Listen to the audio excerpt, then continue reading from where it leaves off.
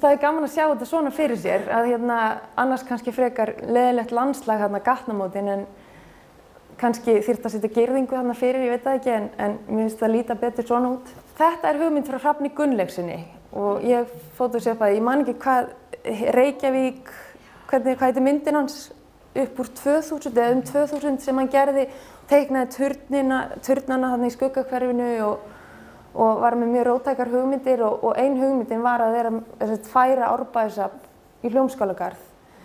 Og það er bara svo gaman að sjá þetta svona. Og hérna önnur mynd, það lítur nú bara krútlega út og held ég þriðja myndin. En þetta auðvitað vekur upp fullt af spurningum af því að mér finnst Árbæjarsafn alveg frábært en ég fer ekki oft þangað því að það er bara einhvern veginn erfitt að komast eða ég veit ekki hvað það er nákvæmlega. En ég myndi pottþétt einmitt, fleiri myndu njóta þess, en svo finnst manni samt grænusvæði eins og Heilög að það má ekki setja byggingar þar. Þannig að þetta er algjörlega, já, eitthvað sem getur skipta skoðanir og hefur örugglega verið á sínum tíma. Þessi mynd einmitt komst í umræðu í blöðin líka og þetta er náttúrulega eitthvað sem kemur upp aftur og aftur og aftur og aftur. Það er alltaf verið að tala þetta en aldrei einhvern veginn verið tækifæri til að gera neitt og ég get sagt ykkur það að við ræðum þetta mikið í ráðinu, skipulagsráðinu og allir vilja einhvern veginn sjá lækinn koma aftur en umferðarverkfræðingarnir eru ekki á sama máli. Já, og svo líka hugmynd einmitt, þú veist, ekki bara lækurinn koma aftur og það er náttúrulega vatnið er náttúrulega svona vekur vellíðan en það væri náttúrulega gaman að geta þið sáu bátana á tjörninni áðan þannig að maður geti siglt bara niður Lækjagötuna og út að Hörpu kannski á pollana þar staldra við, það væri náttúrulega mjög gaman og ég man eftir einmitt í London að kanalarnir þar eru mjög lifandi og þar eru kanalbátarnir, þú veist, eru orðnar verslanir og kaffihús og markaðir í kring og svo framvegis. Og svo að vetrartíma, þá var náttúrulega gaman að geta skautað en ekki vera á bát frá tjörninni jafnvel og niður að Hörpu. Já, svona var þetta í held ég bara byrjun 20. aldar. Það var ekkert það langt síðan og þetta lítur nú ekkert svo kannski frábrugðið út en þannig er þetta náttúrulega orðin bara skurður, kannski ekki svo mikill lækur ennþá, þannig að en bara svona til að sýna samhengið þá er þetta, þið sjáu frá tjörninni og yfir, þetta er ykkur 700 metrar út að Hörpu en og þið vitið náttúrulega kannski að nú er til dæmis á að fara að breyta þessum gatnamótum, þau verða ekki svona lengur, heldur verða meira eins og T-gatnamót og þetta er náttúrulega mjög mikilvæg samgönguæð þarna á milli. Strætó gengur þarna, ás þarna yfir. En svona lítur samt götumyndin út þegar ég fór að skoða þetta bara núna fyrir þessa kynningu. Þetta er nú heilmikið pláss þarna og auðvitað og þetta er kannski bara verkefni fyrir ykkur landslagsarkitektarna að koma með hugmyndir. Það væri mjög gaman að sjá hvernig er hægt að túlka þetta og enn og eftir man ég eftir dæmi úr London þar sem að það rann á en hún var horfin ofan í stokk en hún var ekki opnuð en það voru svona brunnar opnaðir þannig að maður heyrði alltaf hljóðið. Það er ein leiðin eða þú veist hvort þetta sé lítil spræna eða hvernig sem er þannig að það er alveg pottið til leiðir sem þurfa ekki einu sinni að vera kannski það dýrar. Þetta er Hellreiðin eftir Ásmund Sveinsson og innblásturinn kom enn og eftir þetta er allt stolið. Þetta er grein frá, 50 og eitthvað held ég, nei, 70 og eitthvað.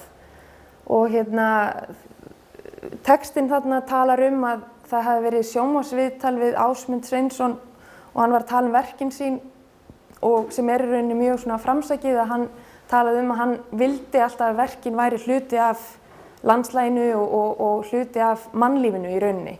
Hann vildi, þú veist, ekki hafa þau inn í safni heldur ætti þau að vera einhvers staðar þar sem að fólk bara gengur þau dagsdaglega og ég veit ekki hvort að þetta var hugmynd blaðamanns en þeir einhvern veginn klipptu þetta svona saman og voru fyrir sér að þetta myndi vekja heimsathygli og þetta myndi örugglega trekkja marga að en þannig að ég prófaði að færa þetta yfir í nútímann. Þetta er í raun bara Vesturlandsbrautin. Hún er orðin svolítið stór þarna en vissulega myndi örugglega vekja athygli. Ég veit ekki hvort við hefum tíma að vilja eða hvað til að ræða þetta eitthvað eftir en það er bara spurning þegar ég fór að skoða þetta aftur og nú er ég virk í einmitt, þú veist, skipulagi Reykjavíkur og og auðvitað eins og enn og eftir er mikið að gerast og með auknum ferðamannafjölda og það er einhvern veginn mikið að lifna við. En hvernig má styrkja svona og setja svona í sess og ég bara langaði að sýna aðeins dæmi að virkja borgarrými út alla borg og voru bara með sjóð og styrktu og voru með námskeið og samstarfið öll hverfin í London og þetta er svona það sem kom út úr því, bara rétt að sýna ykkur. Þeir voru með hátíðir og svo framvegis, þannig að þetta var mjög svona virkt dæmi og þetta er náttúrulega garður sem það sést kannski ekki svo mikið en þetta er bara í frekar fátökum hluta London en mjög virkur garður og þetta er bara grasflöt, þar er spilað cricket en þarna fyrir fólk líka á fyllerí og heldur veislur, heldur upp á afmæli barnanna sinna, fyrir sólbað, tónlistarhátíðir, þú veist, þannig að auðvitað þarf þetta ekkert að vera kannski flókin rými endilega. Og mér langaði bara að sýna ykkur alveg í lokin. Þetta eru arkitektar þetta er svona borgarrými skipulags, þetta er hálfgert svona rammaskipulag. Eitt af þessum verkefnum sem við tókum þátt í og vorum að vinna með þessum hverfum úti í London er hverfi sem er í rauninni fyrir aftan ef þið kannist við Tate-safnið við Thames-ána. Og þetta er hverfi þar fyrir aftan sem ekki margir túristar fara inn í, það er bara samfélag íbúa þar. Og þetta var eitt af þessum átaksverkefnum. En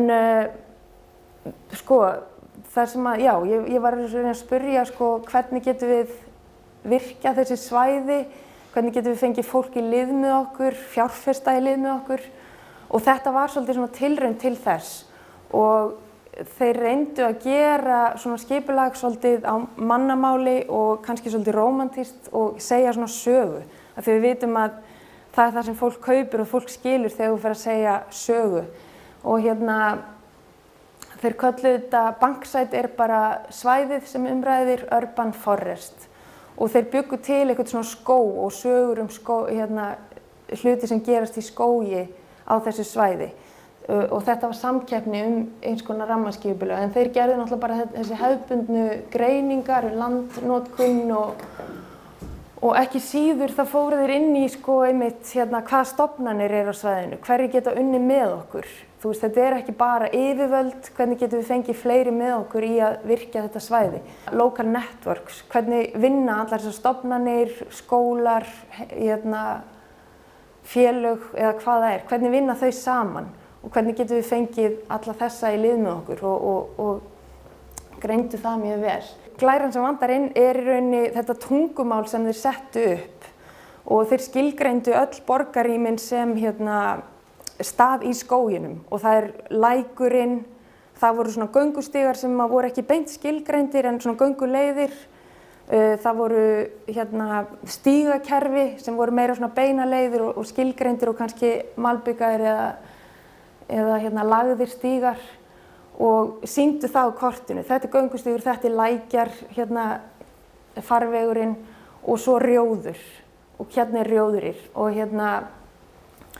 svo er náttúrulega stór hluta af þessu framsetningin og hvað teikna þetta fallega þannig að það hefur eitthvað svona aðdráttarafl en ekki endilega tæknilegt.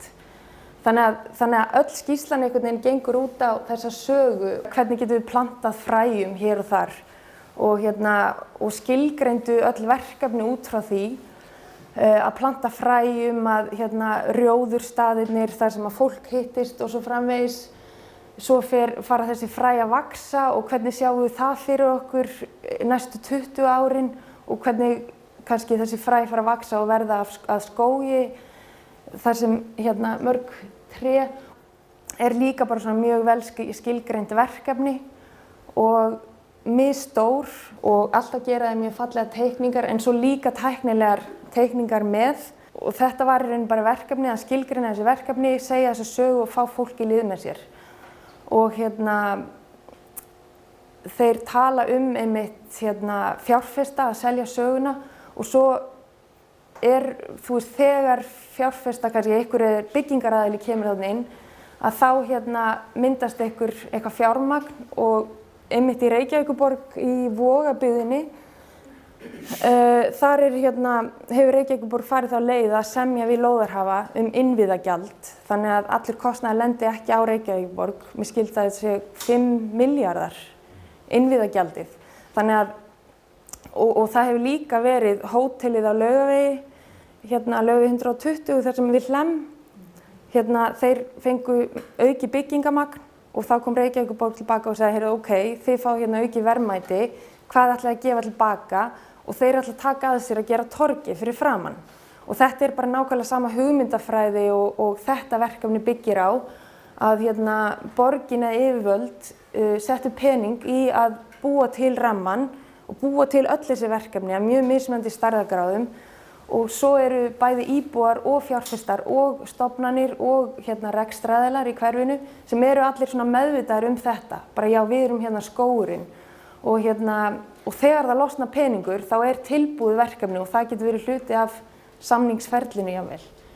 Það alveg tekið skýrt fram, þetta bara hugmyndin skóginn og við þekkjum öll skóginn og hvernig hann og skógurinn einmitt gönguleiðinni, lækirnir og öll þessi kerfi sem virkar saman en það líka rjóður, við verðum að hafa rjóður og svo framvegis og líka bara planta fræjum og bara þetta var mjög notað á mjög fallegan hátt og mjög svona heildstætt.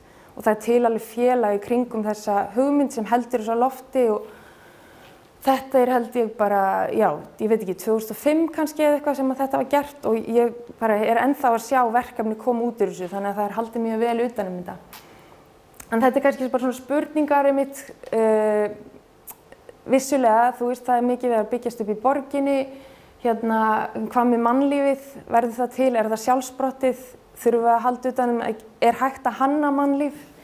Hvaða aðferðum hægt að beita fjármögnum, einkaaðilar, opinberir, átaksverkefni eins og ég sýndi ykkur áðan, þú veist, en það alltaf bara átak og hvað gerist inn á milli. Kannski bara nóg að breyta ykkur regluverki, það ekki eins og ég þekki það til lítar. En það sem náttúrulega mjög mikilvægt og þetta síðasta verkefni sem ég sýndi ykkur var að reyna að gera, var að reyna að virkja þetta lokal fyrirtæki verslanir þannig að allir væru með hver ábyrgð íbúanna og svo þetta innviðagjald sem tiltölulega nýtt í borginni og auðvitað að borga innviðina, göturnar, veiturnar, allt saman en hvað með það sem á yfirborðinu og þú veist, og mannlífið, náttúrulega það sem á endanum þetta snýst allt En ég held að þetta hafi verið síðasta glæran. Takk fyrir.